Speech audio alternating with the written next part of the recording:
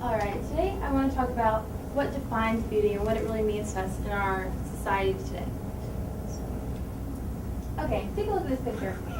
Which one do you think is more attractive? And I want to clarify attractive. I don't mean attractive like the winky kind of attractive Krista was talking about yesterday. I mean, which one is more aesthetically pleasing to you? Which one are you more drawn to initially? Can I show hands, one on the right? And show hands, one on the left. Right, most of you picked the one on the left. Scientists would say you are more attracted to that one because the face is more symmetrical, and say, yeah, he's better looking, but it's the same man. Symmetries in the face are actually indicators of genetically good genes, or indicators that you could be a good mate and rear good children. So these are actually underlying biological factors that make you seem more beautiful scientifically. Something that's also related to this is the golden ratio.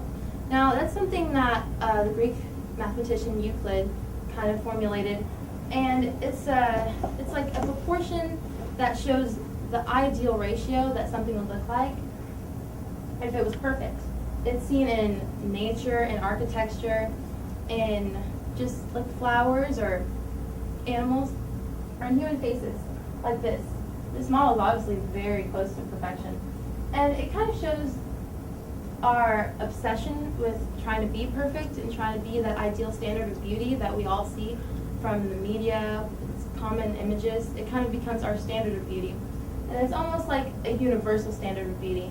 When you systematize beauty like this, it creates a universal almost example. So it kind of bypasses culture and race and all your personal preferences of beauty. It's just that one staple that everyone can agree on that is beautiful. But when you look more globally, you can see that obviously there are many different types of beauty in the world that people will look at. Like over here, this woman is wearing rings that push down her clavicle that will make her neck look longer. And that woman has plates in her lip. That is actually a sign of social status. The bigger your plate, the prettier you are. And Asian women, there's a tradition or a practice where they actually tie their feet or bind their feet to make it smaller. It's very painful, but these women go through all of these things to be beautiful.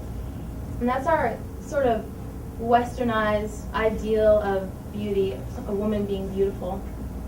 And all these cultural differences really show how our background, our personal experiences, our culture, our traditions, how they all influence what we believe is beautiful. Because, as I said before, there's a universal staple of beauty, but there's also, if you dive deeper into it, there's the individual specific things that we believe are beautiful as individuals. Another factor that most people don't think about when you think of beauty, it's not just the physical, it's kind of conceptual, it's time. Think of 100 years ago. Think of how we look like, and now think of how we look now. And think of how we would look in 100 more years. Time has changed our perception of beauty so much. It's like, as humans, we have a tendency to really evolve and change over time, that our ideal standard can't stay the same, can't stay static. It must be dynamic, and it must evolve with us. So that's why our idea of beauty has really changed so much over time, like it has. And with, as I said, the constant media, it really creates in our mind, it's not our idea of beauty, but it's what we see so much, so it becomes our idea of beauty. Like I said, all these things really influence what we believe to be as beautiful. It's a universal idea, it's also a very specific individual idea, it's systematic and scientific, but it's also personal to you. So once we realize all of these factors that go into what being beautiful really means, you can actually come up with your own definition of what is beautiful to you. Thank you.